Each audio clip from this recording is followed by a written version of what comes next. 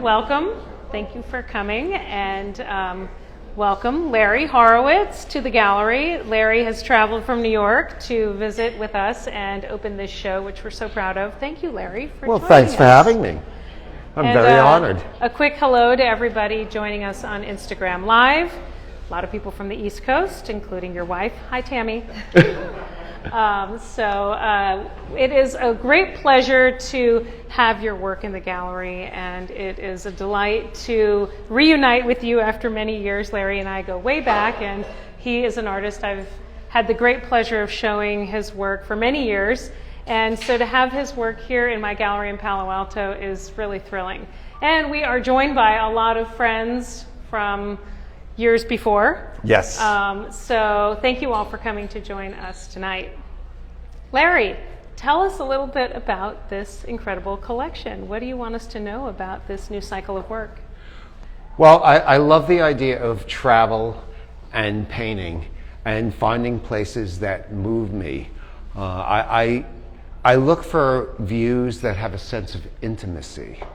I want to feel that I'm all alone in this place. It's very hard to paint on the side of the road if the cars are going by at 50 miles an hour.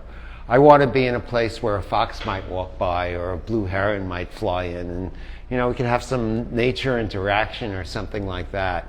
If you think of a painting, we think of these things as a moment in time, but really when I'm out painting, and sometimes I'll paint on a painting for 100 hours, it's almost about the passage of time. Maybe something happens, maybe a dark cloud comes, maybe it starts to rain, and then the sun comes out.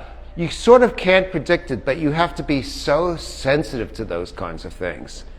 My wife never looks at the phone anymore to get the weather. She says, "Larry, what is the weather going to be?"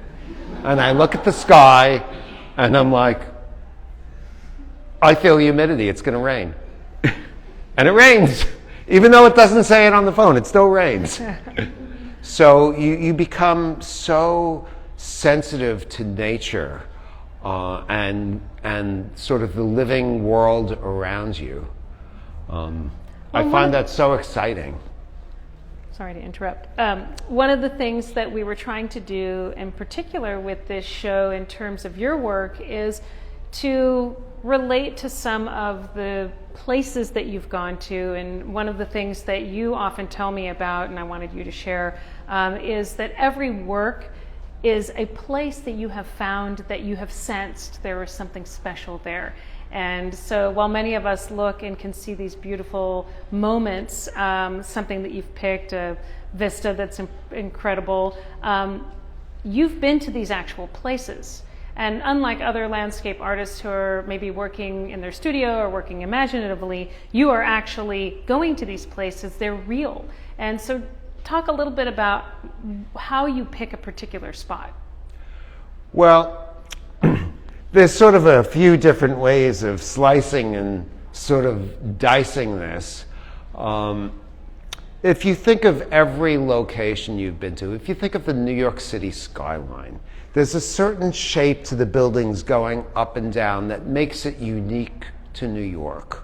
So when I go to a place, I need to sort of drill down and find out what makes this place unique. How can I express this place and not put every blade of grass in, but to leave out enough so that the viewer can come into the painting and stay there for the rest of their lives. People come to me after 20 years and they say, "We still like that painting. We love that painting. We love it more than the day we bought it." And to me, that's really important. A painting is like an onion. You just peel the layers off. So young people, you have to buy a big onion so you can peel and peel and peel. One of the things that I really like to talk about in artist talks is artistic practice, because I think that a lot of people look at paintings and see the resulting work of art, but don't really have any idea the process of art being made. And in particular, when you're looking at a piece of art that is clear to understand, you can look at this and tell that this is a forest. you think maybe a little bit less about, well, how does the artist make this and how does he approach this? Because they assume that you've just seen it and this is how it occurred. But there's a lot that goes into it. And so I'd love for you to talk a little bit about some of your artistic practice and how a resulting painting ends up this way. Well, I'm just going to focus on this just for a second because it's right here. Why move around with these wires? If you think about it, 4 pieces of wood, they're called stretcher bars. They're hardly ever straight, so you have to go through 100 of them to get one good set these days. Then I have 3 or 4 or 5 different surfaces I can paint on. I have wood, I have linen, I have hemp. Wood is very, very smooth, or masonite. It gives you a very, very different result than the linen will, which has quite a bit of a tooth, but the hemp is double the tooth. So linen is maybe 18 or 14 ounces per yard. Hemp is 35 ounces per yard. The roll of hemp weighs 2 or 3 times what the roll of linen weighs. I can't even lift it. My son-in-law had to help me get it up the stairs. And once it's there, it stays on the floor. It can't be moved. It's like a body. But anyway, coming back to this, you make the square. You use a measuring tape to make sure it's perfect. You staple it, you glue it. You take your linen or hemp, you loosely stretch it, you wet it, it dries. That's 2 hours. Then when it's dry, it's loose again. It has to be taken apart again, retightened, and if there's any creases in it, you have to do that maybe 3 or 4 times to get all the creases out. Hence the reason to buy a roll. For some reason they now fold linen. It drives me crazy, so I have to buy a huge roll of it so I don't have the creases. But even so, that goes out. Then it has to be gessoed twice or 3 times. Then I put a color on it, and that's what's so interesting. All that other stuff is just mechanical. But what I like to do is get my children or grandchildren to go down to the basement, and my son used to love to do it, and I'd have all these different colored gessos in the basement. I'd say, just go make a mess down there, you know. And what he did with this one is he put green, some weird, I don't know how he got it. It wasn't in a tube or anything. He just made this green with black in it. And down here, he used my favorite color. It's made from cow piss. It's called Indian yellow. And it's from India. And they have piles of it on the street, but it's the most wonderful dynamic color.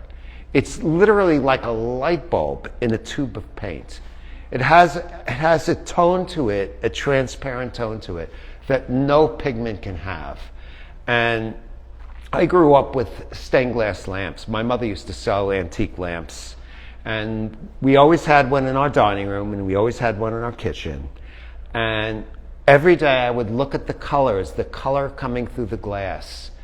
And it so influenced me that I wanted to paint paintings that were like stained glass. And my best paintings feel like there's a light that is shining behind the painting and lighting it up from within. If you think about it, we talked about wood, we talked about linen, we talked about gesso, all inanimate objects. But a painting is an amazing thing. It starts out as this inanimate object. But at some point, sometimes it's the first day, most times it's 6 months later, it develops a heartbeat. A life. It becomes alive. And each of these is alive in a different way. They're all painted by the same person, but none of the others have cow piss in the bottom. They're all different. This has got that purple stuff in the bottom.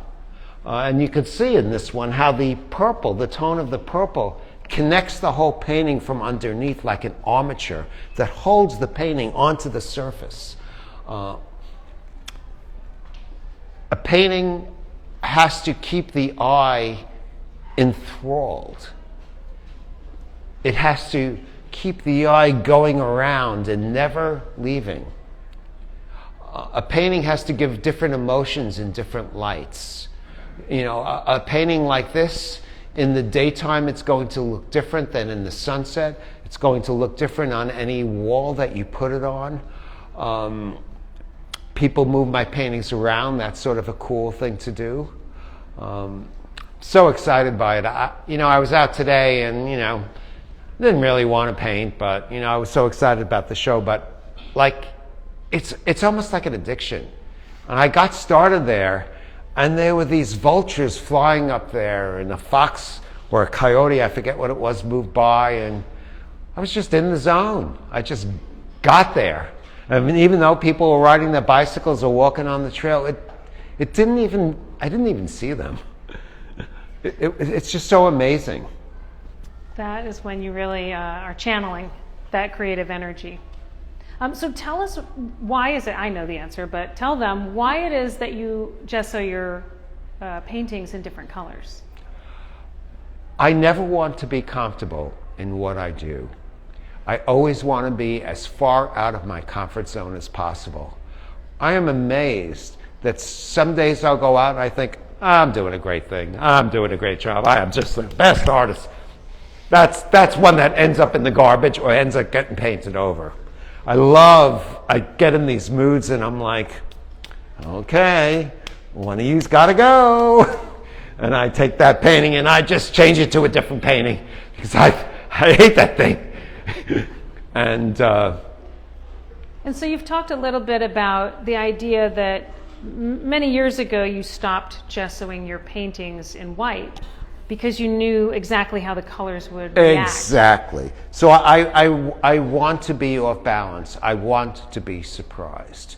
I want to discover something about myself that I didn't know before. I'm amazed how many levels there are to this thing. You could go on and on. I mean, there's a word for it. I think it's called ownerism or something, where you realize at some point in your life that you're not going to live long enough to learn everything you need to know. Onism is the word. And that's sort of how I feel now. I wish I was like 30 years younger so I'd have more time to get to the next level. Because whatever you get to a level, then you just want to get to the next level and the next level and the next level. It's so addicting. Well, and I really admire that about your work, which is that you have said to me for many years, it's easy to become formulaic. It's easy to know what the colors are going to look like. And the more you get used to colors and how they interact with things, it's predictable. And in a way, I think that it would be nice to make a great painting every single time, but you're far beyond that. You know you can make a great painting, and I think that you've said to me what you're after is to continually evolve and grow. And the only way to do that is to continually challenge yourself. So you're coming up with ways to make it a challenge. So gessoing, not just with bright colors, but actually having someone else choose those colors forces you to approach the painting almost as if it's a stranger and you don't know how you're going to make it work. Talk a little bit about randomness, because you love to talk about randomness. I love randomness. I love if someone gives me a piece of paper that they cut to make, like a framer will give me the inside of the mat board. I love that because I didn't cut it. And then I have to figure, well, what am I going to do with this purple mat? It's disgusting. I would never pick that for a piece, but someday it's in my car. And if you think of a composer, there's a time for the violin and there's a time for the piccolo. But it brings up another thing. William de Kooning became very popular very quickly, and a lot of people were emulating his abstract expressionist style. And a critic came up to him and he said, how do you feel about all these imitators? And he said to the critic, only I can paint a bad de Kooning. And that to me is really interesting, because if you look around this room, these are the ones that made it. There were at least another dozen that didn't make it to make these. In order to get somewhere, you have to fail. And in order to become a success, you have to be willing to fail spectacularly. And believe me, I know all about that. Well, I think you have to be unafraid to make a bad painting. Yes, Or to exactly. ruin a painting. Absolutely. You never can be too precious. When I used to teach, a student would always love one little spot in the painting, like 3 brushstrokes. And I knew I couldn't get them to the next level without doing something horrible. And the horrible thing is to wipe out the part that they liked. And I would have to ask their permission. And actually one woman cried, and then I never did it again. I felt so bad about it. I'm like, okay, guys, we're not going to do it this much. One of the themes of the show was fall. I wanted to have fall paintings because there's no one who paints fall better than you. And fall in New England is spectacular. This painting, of course, has been much talked about in the collection, and it's my favorite painting in the collection. Tell us a little bit about Chasing Fall. I go up to either Canada or northern Vermont to the Canadian border to start normally. And in years past, I'll just work my way down. And my last stop, believe it or not, is Central Park. Because fall in northern Vermont is October 1st. Doesn't matter if it's warm or wet or dry or whatever. You go up on October 1st, you're going to get fall. You're going to get a decent part of it. But fall in Central Park is somewhere around Thanksgiving. Because those buildings keep it in a microclimate that is so unique and special to any other place. And believe it or not, there's good arborists in Central Park. The trees are magnificent. And there's some really good fall color. It's the last place you can see it. I always love when you talk about, you get very in tune with nature when you're out there. And I've always loved the way you've talked about trees and how trees are your people and how trees are these ecosystems. Tell a little bit about those highways of squirrels running around and things like that you talk about. I love those ideas.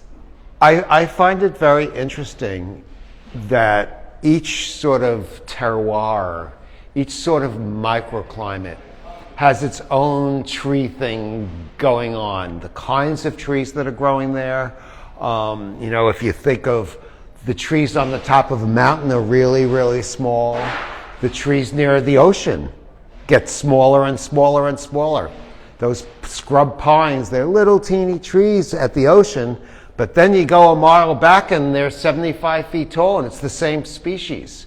I like that some trees are all connected and it's just one living thing. And it could be a whole forest of the same tree.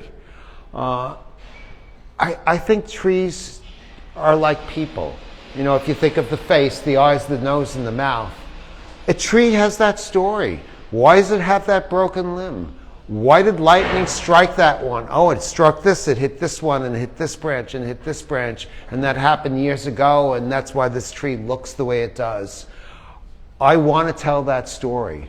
I want to get so involved in the painting that each tree, it's like, people walking down this street in the city, that I've got each person, and I've got this woman wearing a dress, and this guy in jeans, and it's what I want. So I go to a spot like this, and to me, the excitement is this dynamic between this tree in the foreground and this blue underpainting forcing everything back. And if you look at it really closely, it's just a bunch of shapes. It's just a bunch of brushstrokes and marks and shapes and charcoal and whatever. But then as you walk back, it becomes this living thing of staccato brushstrokes here. I mean, if you just look at one little section, it's like a little dance almost. It's a dance of colors. It gets me so excited. That paint, when I paint, it has a smell to it. It has a viscosity to it. Each surface, when you move a brush or a palette knife across it, has a different sort of language it speaks back to the artist. It's almost like cooking and, adding more curry or something. Or some other spice, garlic, I love garlic, or ginger or something like that. Or the idea of caramelizing a carrot. It's special.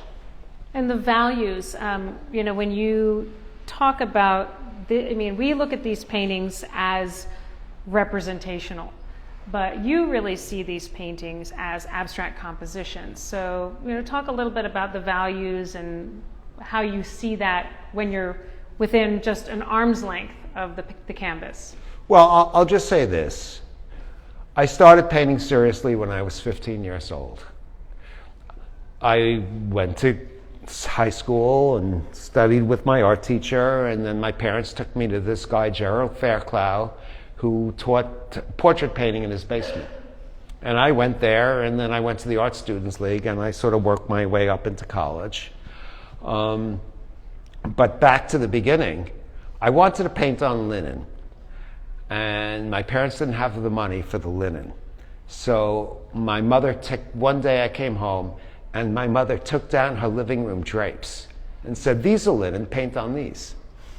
And some of my first paintings have the 50s squares of her linen drapes. You just turn it around and it's the drape.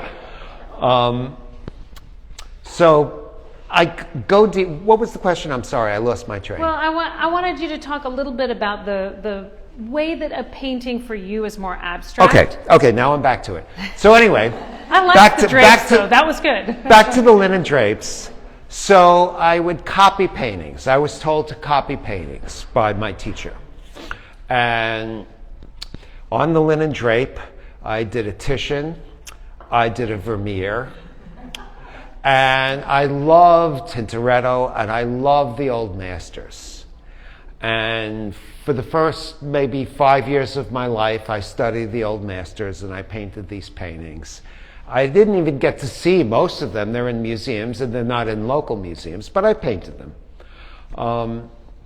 When I got to college, I realized there was a bigger world out there, and there was something called abstract expressionism in New York School of Art. And I was still around when most of these guys were still alive. So when right before I graduated college, I had one art teacher. His name was Irving Petlin. He was a major New York painter, showed at Marlborough Gallery. And he was very worried about me, that I was just going to become a waiter or something else. Maybe a lawn guy or whatever people do who can't make a living because they have some career that doesn't get them anywhere. So he says to me, "I know this artist that needs an assistant, and you should go interview for the job." And I never heard of the guy. The guy's name was Wolf Kahn. So I climbed up his 4 flights of steps one day to his disgusting, dirty studio, and he offered me the job, $4 an hour. And I stretched his canvases, and the first day I was there, he said to me, "You ever been to art school? You don't seem to know anything." And I'm like, "Yeah, that's why I'm here." And he proceeded to teach me how to gesso canvases with a sponge, square them off, do all these different things. But he also taught me about classical music, cooking, language, all kinds of things, public radio. And I learned that there was this bigger world. It was called abstract expressionism. And one day he said to me, he would get these pastels people would go to Europe, and there were companies that had pastel. There was this company called Rocher from the 1700s or whatever, and they still made them. The grandchildren made them. And he was so disappointed. He once got a box and he said, "These are terrible." He said, "You can't get a good pastel anymore." And I'm like, "Oh, Wolf," I was so filled with piss and vinegar. I said, "I can make you a good pastel." So he goes to his cabinet, and he's got a box of pigments. And he takes 2 colors and he says, "Go bullshit artist, go make me some pastels." So I go home, this is before the internet, and there's this book out, it's called The Materials and Techniques of Artists. It's been around for hundreds of years. And I opened it up to pigments, and I read it, and I had dealt with pigments before. I had made encaustic paints when I was in college, and I made them pastels. Monday rolls around, I bring in my few pastels, and he tries them out, he says, "These aren't half bad." He goes back to the cabinet and he hands me the whole box. He says, "Go make these." So I did. And then he says, I'm going to make a big mistake now. I'm going to take you to the art supply store and introduce you to the owner, and then you can sell them. So I was working for him. I was painting, and I was making these pastels. But through making the pastels, I got to sell to all these abstract expressionists. And they all wanted to meet me and have me explain to them why this product was so special. So my first major person that I met was Jennifer Bartlett. She called the art supply a certain kind of black, and she wanted dozens of them in different shapes that I was making. And she said, I want you to come to my studio and see what I'm doing so you understand what I'm doing. And she was making a 7 by 11 foot pastel. And I looked at it, and she asked me some technical advice. And then when it was done, she wanted me to fix it for her. She was too afraid to do it. And she had 4 assistants, mind you. They were all busy doing all kinds of other things. So I did it for her. Then my next guy was Richard Serra. He wanted a crayon the size of a baseball bat. So I made this guy this crayon the size of a baseball bat. It was this big. It weighed 5 pounds. A black crayon. And then my next big person was William and Elaine de Kooning. And Elaine came in and bought a pastel set for herself and a pastel set for him. And she was very, very worried that they would break. And she wanted me to hand deliver them. Yeah, I'll do that! So I drove out to Springs, and I got there, and he lived in this very contemporary, magnificent home with a wonderful, wonderful studio. And all his great abstract expressionist techniques were all on the table. And he was sleeping something off. So they made me a cup of coffee, and they said, sit. But I didn't sit. I just roamed and roamed and roamed. He had an easel that went down into the ground so he could work on big paintings.